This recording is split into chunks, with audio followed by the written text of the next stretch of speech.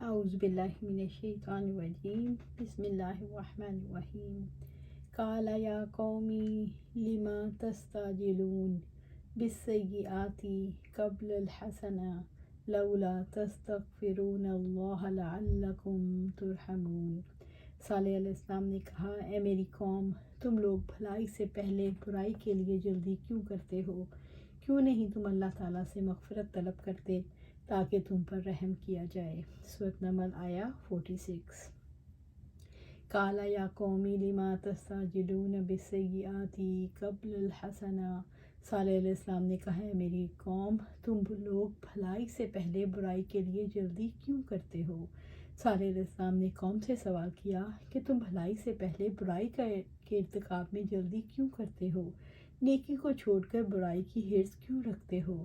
السیئہ سے مراد عذاب اور الحسنہ سے مراد رحمت ہے۔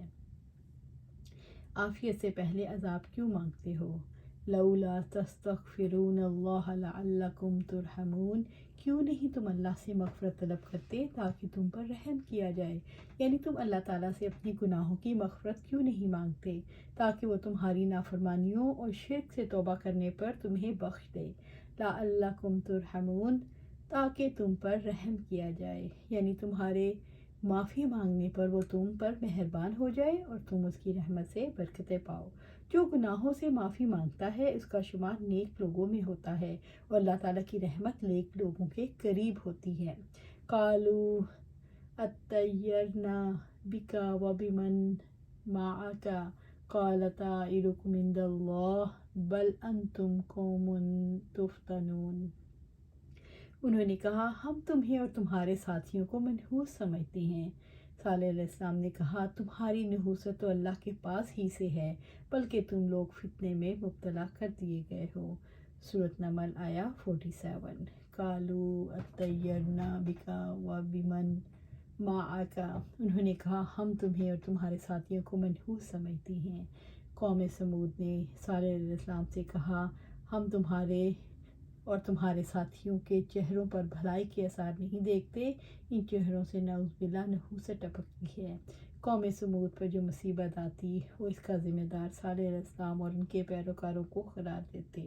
رب العزت فرماتے ہیں، بستی والوں نے کہا، بلا شبہ ہم نے تمہیں منحوس پایا ہے، یقیناً اگر تم لوگ باز نہ آئے تو ہم تمہیں ضرور سنگسار کر دیں گے اور یقیناً ضرور ہماری طرف سے دردناک عذاب پہنچے گا۔ انہوں نے کہا، تمہاری نحوست تمہارے ہی ساتھ ہے اگر تمہیں نصیحت کی جائے، بلکہ تم حد سے بڑھنے والے لوگ ہو۔ قال طائرکم عند اللہ، صالح علیہ السلام نے کہا، تمہاری نحوست تو اللہ کے پاس ہی ہے، اللہ کے پاس ہی سے ہے۔ ابن عباس رضی اللہ تعالیٰ عنہ نے کہا، تمہارے مصائب تو اللہ کی طرف سے ہیں۔ اس آیت کے دو مطلب ہو سکتے ہیں، ایک یہ کہ جب سے تم نے اپنی نبوت کا ڈھونگ رچایا ہے اس وقت سے ہم پر کوئی نہ کوئی افتاد پڑی رہتی ہے، اور دوسرا مطلب یہ، ہم سب ایک ہی قوم تھے، تم نے ہم میں آ کر پھوٹ ڈال دی اور ہماری زندگی اجیرن بنا رکھی ہے، اور یہ سب تمہاری ہی نحوست ہے، اور یہی اعتراض کفار مکہ کو آپ صلی اللہ علیہ وسلم سے بھی تھا۔ عبداللہ بن مسعود رضی اللہ تعالیٰ عنہ سے روایت ہے کہ نبی صلی اللہ علیہ وآلہ وسلم نے فرمایا، شگون لینا شرک ہے، شگون لینا شرک ہے، شگون لینا شرک ہے۔ اسی طرح آپ صلی اللہ علیہ وسلم نے فرمایا، شگون لینے کے لیے جانور اڑانا، فال نکالنے کے لیے کچھ ڈالنا اور بدشگونی کفر میں سے ہے۔ بل انتم قوم تفتنون، بلکہ تم لوگ فتنے میں مبتلا کر دیے گئے ہو، یعنی تم لوگوں کی آزمائش ہو رہی ہے، تم اطاعت کرتے ہو یا نافرمانی۔ رب العزت کی ڈھیل نے تمہیں فتنے میں ڈال رکھا ہے۔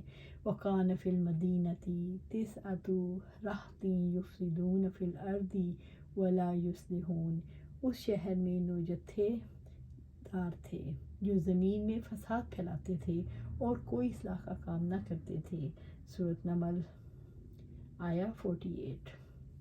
وَقَانَ فِي الْمَدِينَةِ تِسْعَةُ رَہْطٍ، اس شہر میں 9 جتھے دار تھے۔ رب العزت نے قوم سمود کے سرگنا لوگوں کی سرکشی کی خبر دی کہ حجر شہر میں 9 جتھے دار تھے جو قوم کو گمراہی کی طرف بلاتے تھے اور صالح علیہ السلام کو جھٹلاتے تھے۔ یفسدون فی الارض ولا یصلحون، جو زمین میں فساد پھیلاتے تھے اور کوئی اصلاح کا کام نہ کرتے تھے۔ وہ اپنے کفر اور نافرمانیوں سے ستاتے تھے، حتیٰ کہ انہوں نے صالح علیہ السلام کی اونٹنی کو قتل کر ڈالا اور صالح علیہ السلام کے قتل کا بھی ارادہ کر لیا۔ قالوا تقاسموا باللہ لنبیتنہ وأہلہ ثم لنقولن لولیہ ما شہدنا مہلک اہلہ وإنا لصادقون۔ انہوں نے کہا تم لوگ اللہ کی قسم کھاؤ، ہم اس پر اور اس کے گھر والوں پر ضرور شب خون ماریں گے، پھر ہم ضرور اس کے وارث سے کہہ دیں گے کہ ہم اس کے گھر والوں کی ہلاکت کے موقع پر موجود نہ تھے اور ہم بلا شبہ سچے ہیں۔ سورۃ نمل آیا 49۔ قالوا تقاسموا باللہ، انہوں نے کہا تم لوگ اللہ کی قسم کھاؤ۔ یہ قسمیں انہوں نے تب کھائی تھیں جب اونٹنی کے قتل کے بعد صالح علیہ السلام نے کہا 3 دن کے بعد تم پر عذاب آ جائے گا۔ انہوں نے کہا اس سے پہلے ہی ہم صالح اور اس کے گھر والوں کا قصہ پاک کر دیں۔ لِنُبَيِّتَنَّهُ، ہم اس پر ضرور شب خون ماریں گے، یعنی ہم صالح علیہ السلام پر ضرور شب خون ماریں گے، وَأَهْلَهُ، اور اس کے گھر والوں پر، اس کی پیروی کرنے والوں اور اس کے گھر والوں کے پاس آئیں گے اور انہیں قتل کر دیں گے۔ ثُمَّ لَنَقُولَنَّ لِوَلِيِّهِ، پھر ہم ضرور اس کے وارث سے کہہ دیں گے، یعنی جب صالح علیہ السلام کے خون کے لیے اس کے اقربا میں سے اس کا ولی کھڑا ہوگا اور ہمارے خلاف قتل کا دعویٰ کرے گا تو ہم قسم کھا کر انکار کر دیں گے اور کہیں گے ما شہدنا مہلک اہلہ، ہم اس کے گھر والوں کی ہلاکت کے موقع پر موجود نہ تھے۔ یعنی انہوں نے اس پر ایکا کر دیا کہ ہم تو صالح علیہ السلام اور اس کے گھر والوں کی ہلاکت کے موقع پر موجود ہی نہ تھے۔ وَإِنَّا لَصَادِقُونَ، اور ہم بلا شبہ سچے ہیں، یعنی ہم مل کر اپنی سچائی کو ثابت کریں گے۔ اہل مکہ بھی آپ صلی اللہ علیہ وآلہ وسلم کے بارے میں یہی پروگرام بنائے ہوئے تھے کہ ہر قبیلے کا ایک ایک فرد مل کر آپ صلی اللہ علیہ وآلہ وسلم کو قتل کر کے خود کو بری الذمہ ثابت کر دیں گے۔ اسی طرح اہل مکہ کو صالح علیہ السلام کے واقعے سے آئینہ دکھایا گیا۔ وَمَكَرُوا مَكْرًا وَمَكَرْنَا مَكْرًا وَهُمْ لَا يَشْعُرُونَ، اور انہوں نے خفیہ تدبیر کی اور ہم نے بھی ایک خفیہ تدبیر کی اور وہ شعور نہیں رکھتے تھے۔ سورۃ نمل آیا 50۔ وَمَكْرُوا مَكْرًا، اور انہوں نے خفیہ تدبیر کی، نو جتھے داروں نے آپس میں خفیہ مشورہ کر کے صالح علیہ السلام اور ان کے گھر والوں کو قتل کرنے کی سازش تیار کر لی اور اس بات کو اپنی قوم سے چھپائے رکھا۔ وَمَكَرْنَا مَكْرًا، اور ہم نے بھی ایک خفیہ تدبیر کی۔ رب العزت نے صالح علیہ السلام کی مدد کی اور سازش کا وبال انہی پر ڈال دیا۔ ابھی وہ عہد کر رہے تھے کہ ان پر ایک چٹان آ گری اور ان کے دماغوں کا بھرکس نکل گیا۔ وَهُمْ لَا يَشْعُرُونَ، اور وہ شعور نہیں رکھتے تھے، وہ اپنی ہلاکت کے بارے میں کوئی خبر نہیں رکھتے تھے۔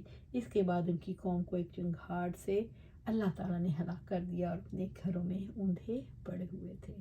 اللہ سبحانہ تعالیٰ سے دعا ہے کہ جو ہم قرآن و سنتیں پڑھتے ہیں اللہ اس پر ہمارے دلوں میں اس کو اتار دے اور ہمارے عملوں میں اس کا اظہار ہو اور ہمیں اس پہ استقامت دے۔ آمین یا رب العالمین۔